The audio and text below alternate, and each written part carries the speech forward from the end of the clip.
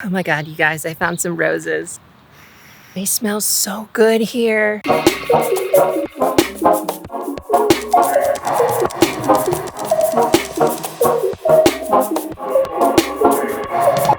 So one of y'all requested that I do a voice tutorial. Let's go over some basics and some of the key concepts that have really helped me at how I speak, because normally how I used to speak. Yeah, here, this is it right here. Like, this is where I start. Oh my God. Anyways. Yeah, so we'll go over some voice tips. Try not to use your voice early in the morning. It's best to conserve, at least for the first hour, treating it like an instrument. Another thing to avoid, clearing your throat. That's very damaging for your vocal cords. The or the that kind of stuff, not good for your voice. I'm in Switzerland, so I thought I'd take you guys around as we talk about this, because that'll be just more interesting, right?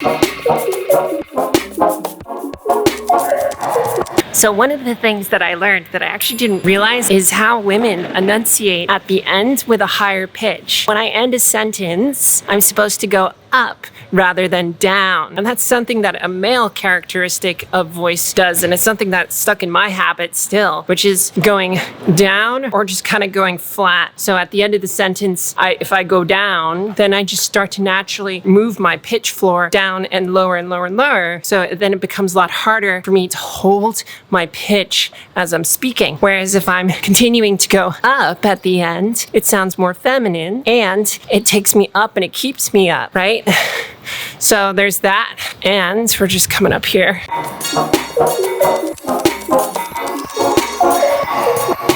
This is the best spot in Zurich. You get to oversee the river and oversee some of the town.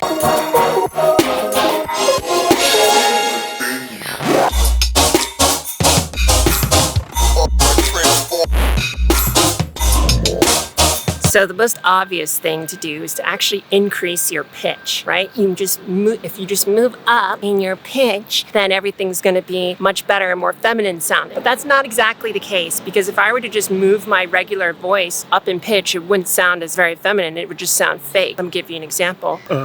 So if I talk like this, then I'm just speaking in a really high voice that just doesn't sound very real or convincing at all. If you actually look at it at a frequency spectrum, it's actually not even that high. So there's gotta be more than just pitch, right? So the game changer, using the vowel movement E. And E is just like thinking about like saying E, like the letter E, but as an I sound. The reason why it's so good is because when you use E to say anything, it just automatically makes it sound much higher in pitch and more feminine. What I want you to practice is try saying things with E. So you say E, E, E, and then you say party, and you move that sound where the E is for all of the words that you pronounce. You may have to navigate for sounds like ooh, like you can't really do an ooh as an E, but there's ways of making the ooh sound a little bit higher. Ooh, ooh, ooh, ooh, ooh, ooh, ooh, ooh, ooh, because I'm moving it into that area of my mouth that resonates with the E. When I use E, it then all of a sudden makes everything less strain on my muscles. I don't have to higher my pitch as much. Yeah, when you combine that with pitch, you can get a really high sounding sound, which is great because we want to move up.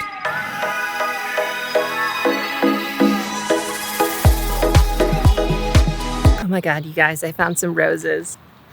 They smell so good here.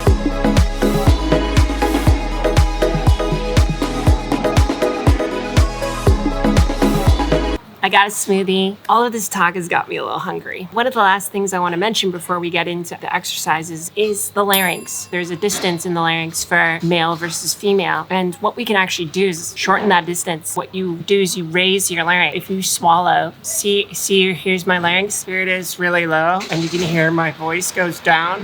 And then here it is really high. So you can hear my voice going really high. And so when you swallow, you move your larynx. That's one way of doing it. Another way of doing it is just going.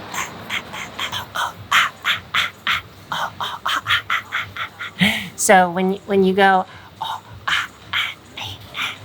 you can feel it go all the way up, right? You can hear that in my voice. So what you want to do is you want to find a comfortable place for where you put your where you can just rest it. I used to go a little too high for my own comfort, and I got a little tension right here.